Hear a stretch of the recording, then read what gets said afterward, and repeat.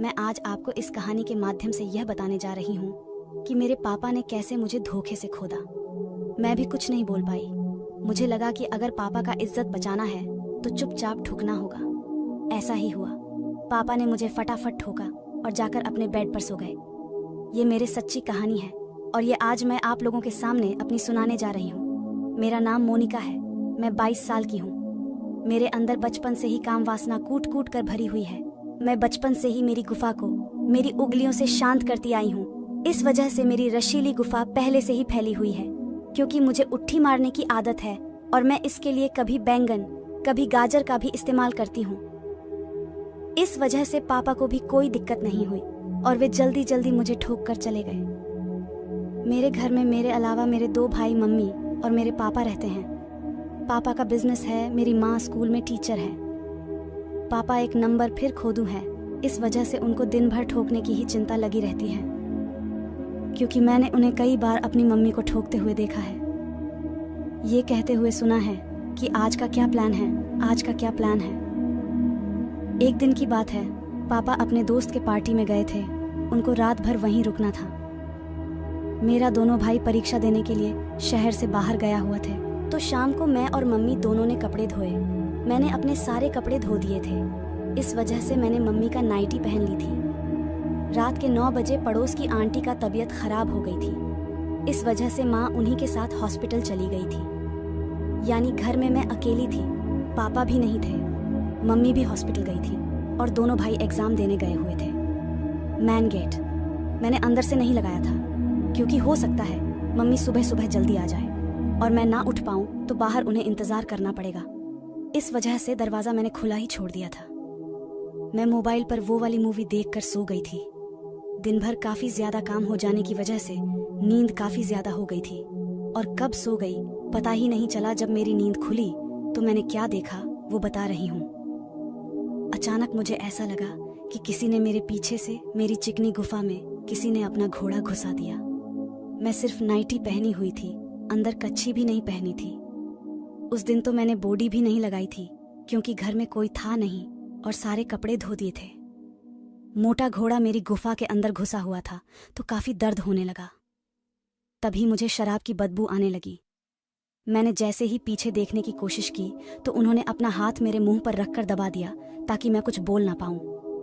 उन्होंने कहा, चुप हो जाओ मोनिका की मम्मी, वरना मोनिका उठ जाएगी।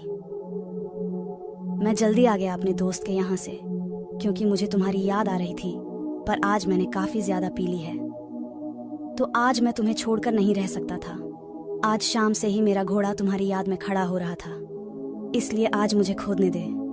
और मेरे पापा मेरी गुफा में घोड़ा अंदर बाहर करके मेरी जान निकाले जा रहे थे।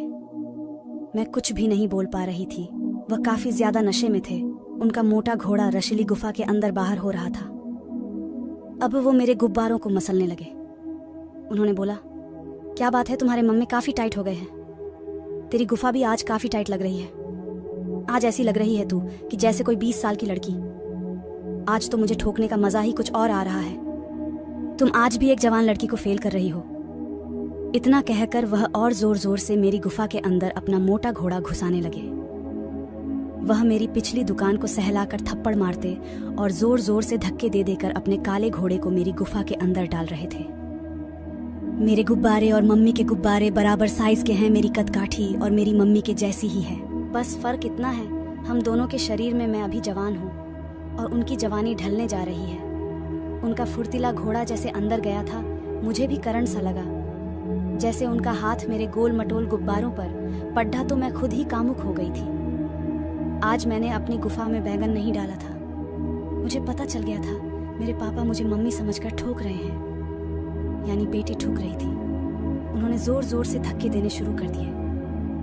मैं भी जोश में आकर अपनी गांद को उनके तरफ धक्के देने लगी। मुझे पता था ये खोदकर तुरंत भागेंगे यहाँ से। मैं भी सोची कि जब उन्होंने ठोक ही लिया तो अब शोर मचाने से और उनको कुछ बोलने से क्या फायदा। मैं भी मजा ले रही हूँ। ऐसे भी काफी ज्यादा नशे में है पापा, तो इनको पता भी नहीं चल रहा है। ये मम्मी नहीं, मैं हूँ। उन्होंने 15 मिनट तक मुझे खोदा और जैसे ही उनका गाढ़ा माल निकलने वाला था, उन्होंने अपने लंबे घोड़े को बाहर निकाला और भागकर अपने कमरे में जाकर सो गए। आधे घंटे बाद में उनके कमरे में जाकर देखने गई वह खर्राटे लेकर सो रहे थे, यानी उनको कुछ भी होश नहीं था। वह अपनी बेटी को ठोक कर आराम से सो रहे थे। मैं वापस अपने कमरे में आई और अपनी गुफा को रूमाल से साफ किया और आराम से सो गई। फिर मैं सुबह जल्दी उठी और नहाने चली गई। मैंने देखा कि पापा भी उठे हुए थे और सारे घर में मम्मी को ढूंढ रहे थे। मैंने पूछा, पापा क्या देख रहे हो? वो बोले, बेटा तेरी मम्मी को ढूंढ रहा था, पता नहीं सुबह सुबह कहाँ चली गई। मैंने कहा, मम्मी तो कल शाम को ही पड़ोस वाली आंटी के साथ हॉस्पिटल में गई थी। पापा गर्दन झुकाकर बोले, तो कल वो कौन था? मैंने कहा, वो मैं थी। कल आपको तो होश ही नहीं था, आपने मेरी साथ ही वो सब किया। पापा बोले, बेटा मुझे माफ कर दो, मैं नशे में था, पर हाँ तुमने मुझे रोका क्यों नहीं? मैंने कहा, आपने मुझे मौका ही कहाँ दिया। वो बोले, बेटा मुझे माफ कर दो, और हाँ कुछ गलती तो नहीं हुई? मैं लड़खड़ाती हुई बोली, नहीं। बोले कि कोई बात नहीं बेटी, अब के बाद मैं शराब भी नहीं पीऊंगा, और बाहर जॉगिंग करने चले गए। मैंने अब गर्मा गर्म शावर लिया और सो गई। तो दोस्तों, कैसी लगी आपको आज की कहानी? उम्मीद है पसंद आई होगी। अगर आई हो तो वीडियो को लाइक करके कमेंट में